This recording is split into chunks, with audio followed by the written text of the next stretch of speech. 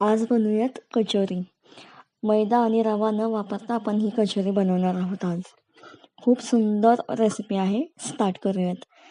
तेलामध्ये जिरा टाकायचं आहे, बडीशेप टाकायची आहे आणि तीळ टाकायचे आहेत आणि थोडं हिंग टाकूयात. थोडंसं भाजून घ्यायचं आहे तेलामध्ये. 2 मोठ्या आकाराचे कांदे मी बारीक कापून घेतलेले आहेत. छान परतायचे आहेत ते. हलका कलर चेंज होईपर्यंत परतून घेऊयात, म्हणजे कांद्यातला जो कच्चेपणा आहे तो निघून जाईल. आलं घेतलं आहे किसून, ते सुद्धा परतून घ्यायचं आहे. चिली फ्लेक्स चटपटीतपणा येण्यासाठी. कढीपत्त्याची 4 ते 5 पानं मी बारीक चुरडून घेतली आहेत. हळद घेतली आहे, ते सुद्धा मस्त आपण परतून घ्यायचं आहे. चवीपुरतं मीठ घालायचं आहे. धने पावडर घातली आहे, चाट मसाला घातला आहे आणि गरम मसाला घालायचा आहे. लाल तिखट,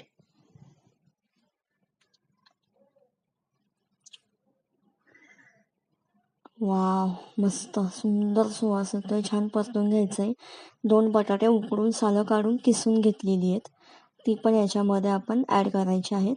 छान परतून घ्यायचं आहे आपलं सगळं हे सारण. खूप सुंदर वास येतोय. अप्रतिम कचोऱ्या होतात या, खूप सुंदर.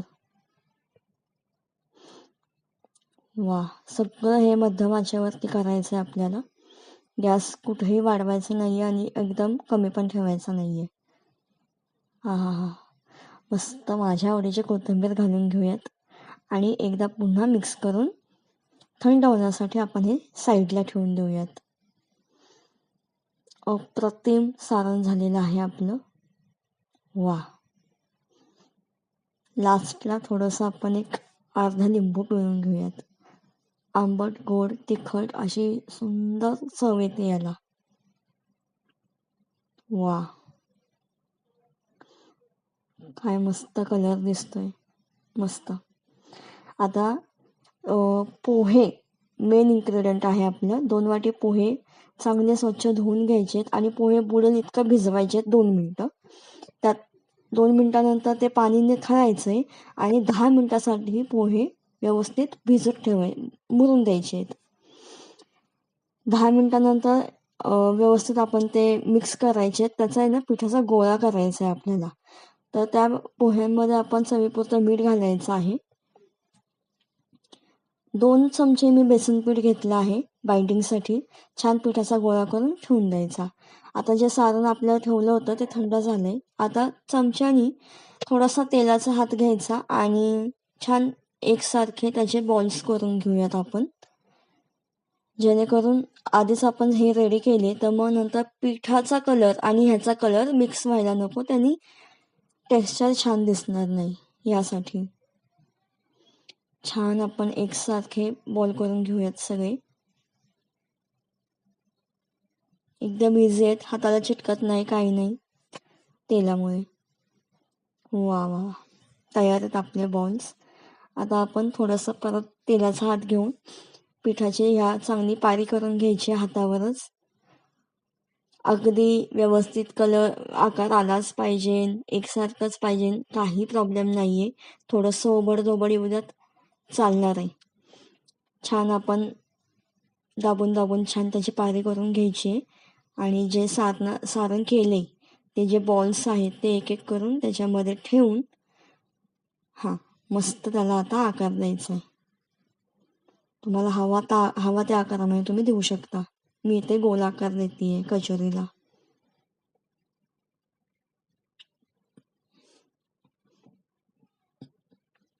अगदी कुरकुरीत, खूप खूप भारी लागतात ह्या खायला. अप्रतिम चव असते. बरं, सगळ्यात मेन, ह्या अजिबात तेलकट होत नाही.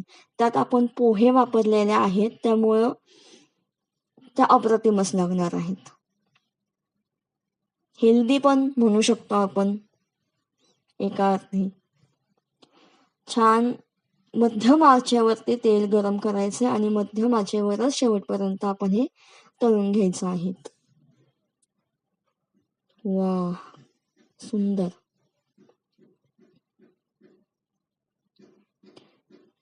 लगेच उलटायच्या नाही आहेत त्या. थोडंसं तेल थोडं एकमेकांवरती पांगून द्यायचं आणि एक 2 ते 3 मिनटानंतर त्याला पलटी करायचं. अतिशय वरून क्रिस्पी आतून सॉफ्ट अशा आपल्या कचोरी तयार होतात. खूप भन्नाट लागतात ह्या आणि चहा बरोबर तर मजाच वेगळी आहे. वा वा वा, सुंदर वास दरवळतोय घरामध्ये. खूप भारी वाटतंय.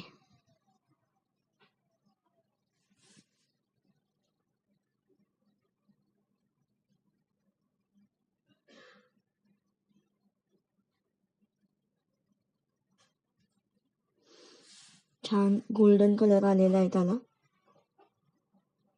आता एक 2 ते 3 मिनिटांमध्ये आपण त्या काढून घेऊयात.